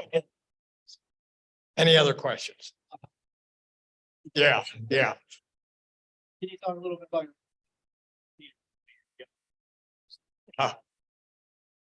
It's still, I do a little bit of everything. For a lot of the years, I was head coach and manager. The last 10 years, now it wasn't 41 consecutive, but it was 41 over. The last 10 years, I'm more or less assistant coach. Managers deal with the parents, and most of the managers won't let me deal with the parents. Okay. I'm also on the board of directors there. Over the years, this is my second stint in the board of directors for Little League. The first one, I was vice president of various divisions. Also the PR manager at the time. Now I'm the secretary. I'm probably the worst secretary they ever had. But I'm the secretary, but I do a lot of the other things. I'm over at the Little League field every day. I make them recycle. So that means I have to go over every day and pick up all the cardboard boxes and take them down because I've made them do this recycling. The last 3 weeks, myself and sometimes one or two others, sometimes not, getting 2 fields ready for all the tournament games, the district games, everything. I'm over there. A lot of the days during the school year, I get done at 11:30. By 12:30, I was over fixing the Little League field. So it'll be ready for the kids to play at night. Because most of the coaches aren't retired. And they have a hard time getting there by 5 o'clock. So I just take it upon myself. But I've done that on and off again. Plus I'll be their main scorekeeper. During the district competition, usually I'm up in the press box as the main scorekeeper for the game. I coach youth football at Mentorsville. I coached it many years ago in the 1970s. One of your ex-principals was on one of my first teams, Mr. Kurtz. I coached it for a bunch of years and now I help out with it now. I coach youth basketball for 20 some years at the elementary stage. I coach Mentorsville's 5th and 6th grade teams for many years. With the young Ulmer boy on my team. Back in the late 90s, I was the 7th grade head coach and the backup coach for 8th and 9th grade. And they seemed to miss a few games, so I got to coach those games when they were missing. They didn't like it because I always won those games. I was 8th grade coach this year. Helped out starting 7th grade practice when our practice was over a lot of times. If their coach was tied up in court or what have you. And I just enjoyed being around the kids. That's the big thing. I want what's in the best interest of the kids. I would also like to marry the kids and the taxpayers together and make a common bond, but I also know that's not always possible. So. That was going to be my next question. What's your position on the school budget and property tax increases? Well, none of us like any increase. Me, I would love to see the state take that over. If they wanted to take your sales tax up, if they wanted to add tax to a lot of things, retirees, it wouldn't affect as much because we're not out buying a lot of things. We're not buying big boats and this and that. It wouldn't affect us. But for the working people, yeah, it would. So that wouldn't go over real well with the taxpayers probably. Research HB 13. Hmm? Research House Bill 13. Okay. But I would love to get away from it. Any other questions for John? Thanks, John. Okay, for- thank you. Thank you, John. Can I just ask, what's the procedure then? Does he? Well, someone will just make a motion to appoint John Houseneck as director for replacing Joe McClellan. Right, but does he have to then rerun in November or does he fill out Joe's? Well, he would be done December 4th or 5th at midnight, whatever that day is, that we're done.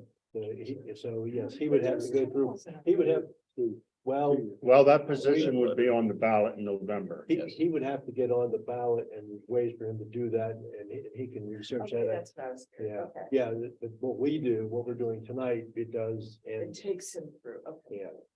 The temporary measure till the election. Till the next election. Right.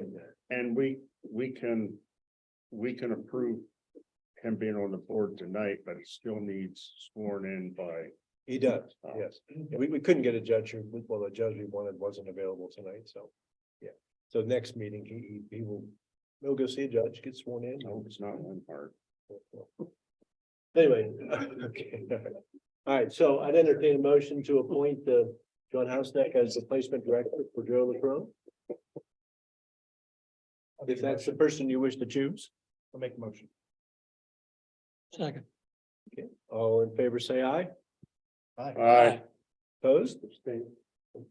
Ayes have it then. And John, welcome and look forward to working with you. Okay, moving on to transportation. P1 approval of the promised land busing rates in the amounts 2490.52 and 1388.02. Move to approve. We have a second. Second. Any questions on it? Hearing none, all in favor say aye. Aye. Opposed? Ayes have it.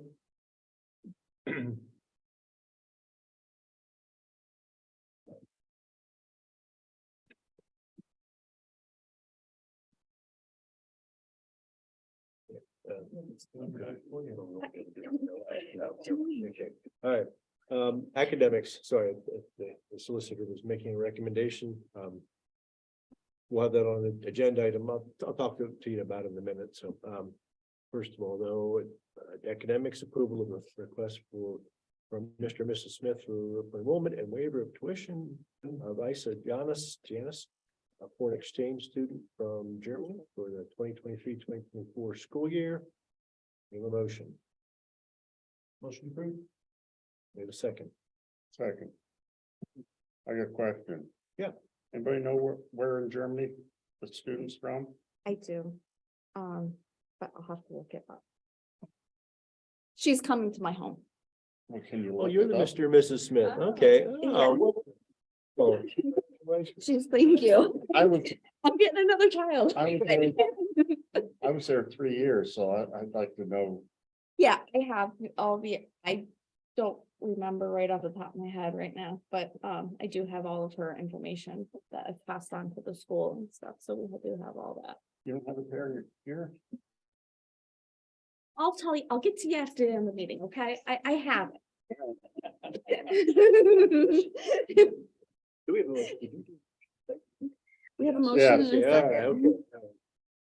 Any other questions? If not, all in favor, say aye. Aye. Opposed? Have it. And policies, PY-1, approval of the first reading of the policy of policy 119. I think someone wanted to. I make that would, first and second. I would like to, if the board agrees, waive the second reading of this policy.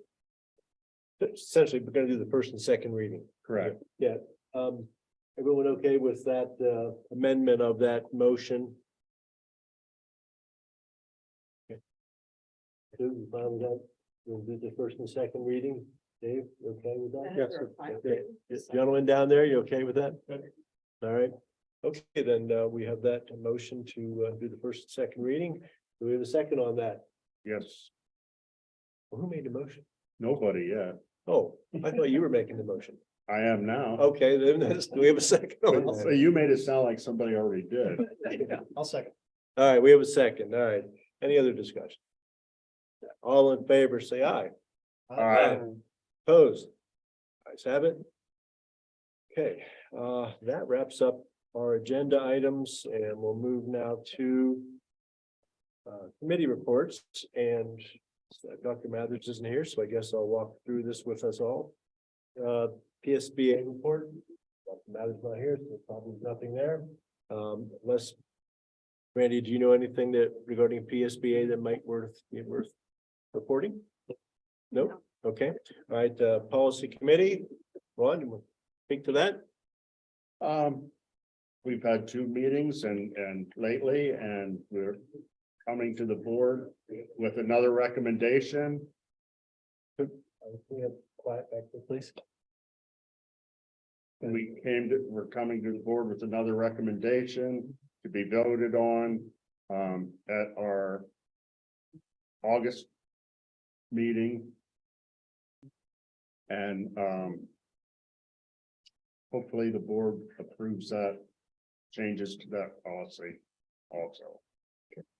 Could I just add, I want to thank the policy committee for their work. those issues, as we know from current events, are rather divisive. However, we did come together to get a policy put in place that I think satisfies our intent of protecting our kids. So I appreciate the efforts of the policy committee. I also want to add, this is not a rampant problem in the school district, that we needed to do this. However, it was in our best interest to do this in the protection of our kids. So thank you to the committee. IU representative. July 20th is the IU's bike and stroller giveaway at 10 a.m. at the Williamsport blast office. So that is noteworthy.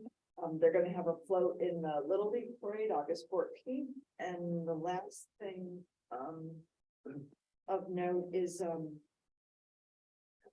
sorry, if it's the state or the IU is working on increasing the pathways to get certified to teach the trades because to get certified as a teacher is very difficult, but then when there's a shortage, it hurts local industries and things like that. So they're really working on those.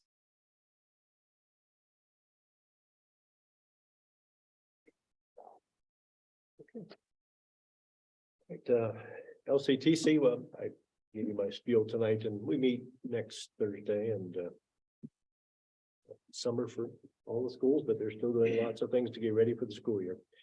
And by the way, by passing that tonight, Benton School District is now an official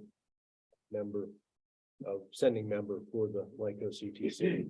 How many are there total? 6. 6. I'm gonna ask them to check. Well, Township. I'll see how good that. Well, Township, us, Muncie, Benton, Hughesville, East Lycoming, and Montgomery. Warrior Run. Thank you. Okay, so He got him. little help from. Yeah, I've only been going there for 3 years. So. Okay. Memorial Gardens. The renovation, of course, has been completed now. And we actually just had a little maintenance work done by Densher, trimming a few of the lower hanging branches. And please, if you have the opportunity to go out and look at the memorial site, it really is, I think it's even more open and welcoming now. It looks good driving down the street. Really looks good. The budget. Nothing to. Okay. And the foundation. You've heard of Dan, I missed the last meeting. They're ramping up their social media presence and looking to get more people involved. Extent of there. All right, moving on to buildings and grounds, and Danny's not here. Your people. The city's real. Everything is great. All right. I see now there really is a true pile of topsoil over there, and not just a pile of dirt. Yeah, it's growing grass. Okay. No, just the topsoil. Those 2 loads of stone aren't growing any grass. Extracurricular. Yes, so the a festive storefronts on Broad Street this year. So basically it's a Christmas decoration contest. So we're contacting all the businesses on Broad Street to see who would want to take part in it. But the idea is that we solicit the Montmoresville Area High School or district students to put teams together to decorate those storefronts. There'll be first, second, and third prizes. Be grading on creativity, lights and decoration, and the overall appearance of that. Judging will be based on curb appeal. If anyone is interested, all applicants must be received no later than 5 p.m. on November 3rd. I know we're a ways out, but school's going to be starting here before we know it. So I'd like to continue the conversation with this and see if we can get art teams or even sports teams that want to do that. Once we get some good kind of traction with the district, And we're gonna see how many stores will be interested, and then we'll continue on. So, see if we can't beautify Broad Street. Okay. I think, I guess that's it. Then we'll move on now to the second. Admin team together. The second public comment section of the meeting, and again, residents, taxpayers, comment on matters of action board has taken, any deliberation before the board, and members of the public will be provided one unpaused 3-minute time frame to speak to us. So let us know who you are. And not seeing any.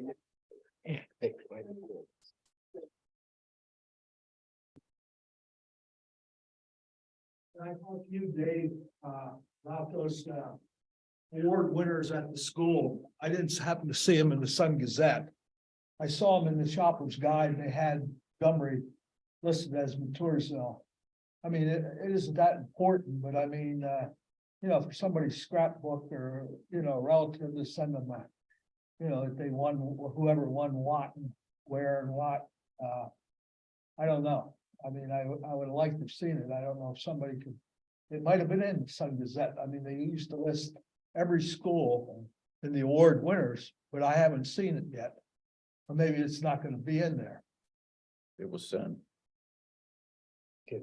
Yeah, I know sometimes they put it in a little later in the summer, depending on when they can fit it in, so. Okay. I'm hoping it's going to be very soon. Yeah, and I know when I was in school, there was only, I think 9 or 10 awards. And a couple kids got 3 awards apiece, so that left about 2 or 3 awards for the rest of the class, you know, so I mean, I think these kids are very fortunate, and I hope they all write thank you notes to whoever's given the awards. I know some schools pass out stamped envelopes telling the kids precisely to thank what award you won and so on. And I'm also glad that we got a foreign exchange student back too, because I think we've had great success. The ones I've known, and that I know the one my senior year was Gil Hugentobler. And he Guglielmi was his real name, but his went by Gil. All right, he was a Charlie and Pete Gogolak fan. He wanted to kick barefoot. The PAIAA would leave him. So he kicked with a black Hanover sneaker. I don't know if you guys know what a Hanover sneaker is. I must be from Pennsylvania. They were popular back then, and he kicked that with his right foot and a real football cue on his left. He shared kicking duties with Tom Oman. Tom left him kick. And he's a successful dentist over in Brazil now. And he's having problems with his feet, which probably most dentists do for being on their feet all the time. Yep. We're kicking the barefoot. Yeah. Now everybody. Is there anyone in the room here else that would like to speak? Not seeing anybody approaching the podium. We have one person online, and we'd ask them to identify themselves and where they live and take some time to speak to us. Good evening. Can you hear me? Should be good to go. Corey Flick, 315 Cypress Street in the borough. Good evening. First of all, regarding G2, I'm very confused as to how Ron Snell can support the hiring of armed security guards. The microphone appears to be Can you hear me? there, allowing you to speak, so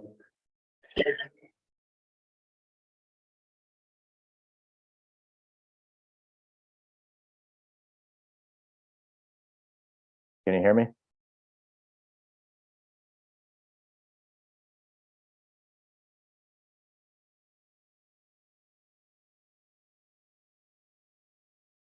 yeah, I'll close that out now, unfortunately. Okay. Dave, can you hear me? Hey, There it is. all right, go ahead. Actually, I had a little message come up and said my internet connection is unstable. That might have been the problem. Are you good? Go ahead and speak to us. Yeah, good evening, Corey Flick, 315 Cypress Street in the borough. Regarding item G2, I'm rather confused as to how Ron Snell can support the hiring of armed security guards who possess no more authority than a mall cop, yet he scoffs at paying a duly sworn school resource officer. Also, just a reminder before another frivolous lawsuit costs the taxpayers tens of thousands of dollars, the board has no authority to dictate audience participation or behavior during the reciting of the Pledge of Allegiance. The Supreme Court affirmed the right to burn the flag as a form of protected speech under the First Amendment on 2 separate occasions.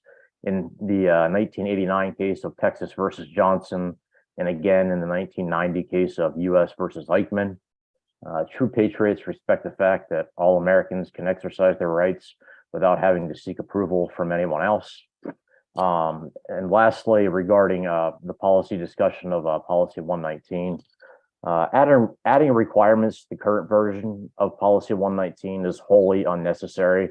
It's nothing more than a backdoor effort to enact the failed CRT resolution and/or Snell doctrine. As Dr. Harvey Graff, a former history professor at The Ohio State University, notes, such attempts underlie the resistance to teaching about race. They deny history and the ability to learn from it.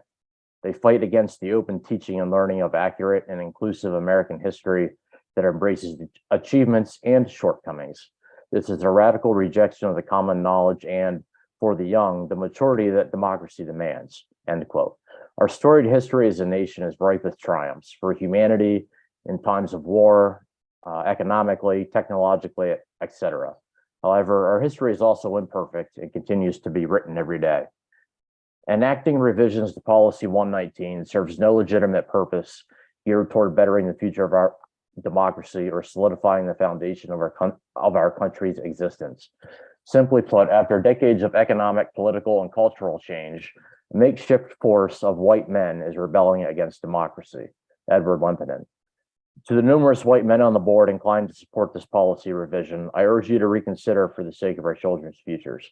Governmental actions rooted in facts and commitments to doing the right thing are far superior to actions clouded in fear.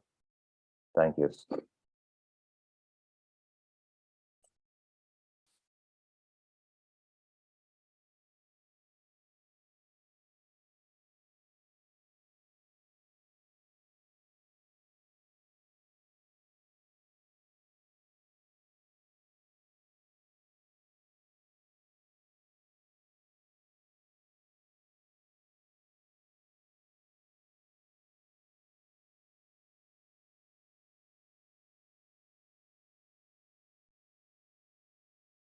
The screen just dropped out.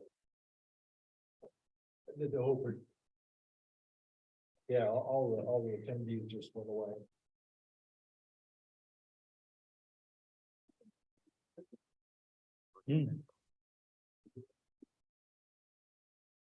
Oh, Corey, if you're listening, sorry, we're having a little bit of a technical problem, not sure what it might be. Anyway, okay, well, we'll try to get this corrected by the next meeting, so let's try to find out what might be happening. There's still 4. Yeah, the show's 4 and there's nothing up there, so. I don't know. Okay. With that, we'll close the public comment section and I guess board, is there anything else for the good of the order? We will have to do an appointment of the substitute superintendent next month. That really, even though we set a per diem, we need to, so it'll be retroactive. So be prepared to have that on the agenda next month. Other items, anybody? I want to thank John. Thank you for stepping up to take this seat. It's interesting. But especially given this, first of all, thank you for your dedication to the Mount Thorsville for as long as you have. Okay. But especially coming into this position, knowing that in the next few months, you're gonna have to still run and all that stuff. So just even though you're willing to step up just for a handful of months, really shows a lot of character. I appreciate that. And I wanted to vote for you, but I really couldn't. You're doing the birthday is All right. If there's nothing else, board, I'll entertain a motion to adjourn. Motion to adjourn. Second. All in favor, say aye. Aye. Opposed? Ayes have it. Meeting is adjourned. But